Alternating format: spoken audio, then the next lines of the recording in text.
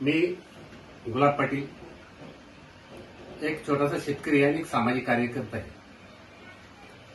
पाचोरा तालुक्यात नवीन महाराष्ट्रात बऱ्याच ठिकाणी 2019 पासून अनुदान घोटाळा झालेला आहे. पाचोऱ्यामध्ये करोडो रुपयांचा मोठा घोटाळा झालेला आहे.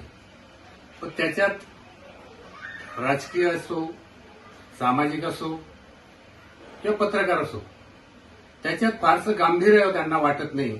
म्हणून मला असं वाटलं की आपण कुठेतरी आपण या कामात पुढे घेतलं गरजेचं आहे. आणि त्यासाठी मी असं ठरवलंय, 2019 पासून जो अनुदान घोटाळा झालाय तो करोड रुपयाचा आहे.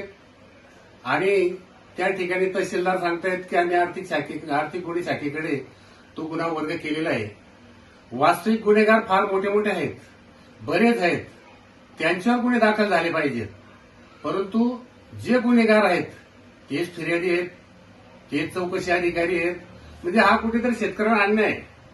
आता मला असं वाटतं की ज्यावेळेस शेतकऱ्यांवर अतिशय अडचणीचे काळ येत असतो की शेतकऱ्यांना शेती परवडत नाही, त्यावेळेस आमच्यासारखे शेतकरी संघटना, सामाजिक कार्यकर्ते कुठेतरी आम्ही शासनाकडे मागणी करतो की शेतकऱ्यांना मदत करा.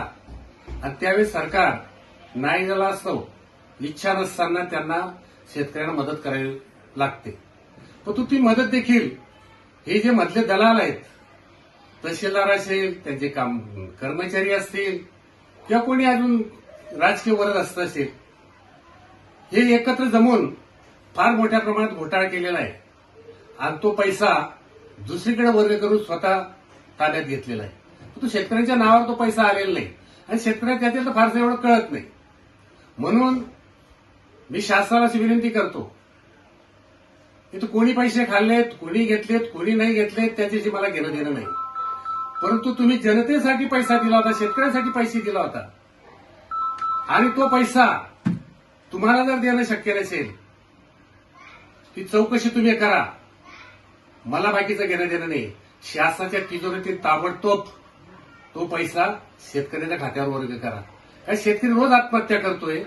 अहो, शेतकऱ्याची परिस्थिती काय झाली आहे तुम्हाला समजत नाही. त्याचप्रमाणे यावर्षी अतिवृष्टी झाली. अतिवृष्टीमध्ये तुम्ही शेतांमध्ये फिरलेत, गावांमध्ये फिरलेत, आणि असं दाखवलंय राजकारण्यांनी, आमदार, खासदार, मंत्र्यांनी की आम्हाला फार शेतकऱ्यांबद्दल कळकळ आहे. परंतु तसं काही नाही. आज देखील मुख्यमंत्री साहेब तुम्ही जाहीर केलं होतं, दिवाळीच्या आत शेतकऱ्याच्या खात्यावर आम्ही पैसे वर्ग करू. दिवाळी गेली, बरेच दिवस झाले, काही शेतकऱ्यांना मिळालेत, काही काहींना मिळाले नाहीत. तुम्ही सरसकट कोरड दिला. अहो, ज्यांच्या बागायत आहेत, ज्यांच्या शेतात विहिरी आहेत, त्यांना बागायत दिलं पाहिजे. ज्यांच्या शेतात फळ आहेत, फळबाग आहेत, त्यांना फळबागप्रमाणे तुम्ही नुकसान भरपाई द्यायला पाहिजे होती, पण तशी दिलेली नाही.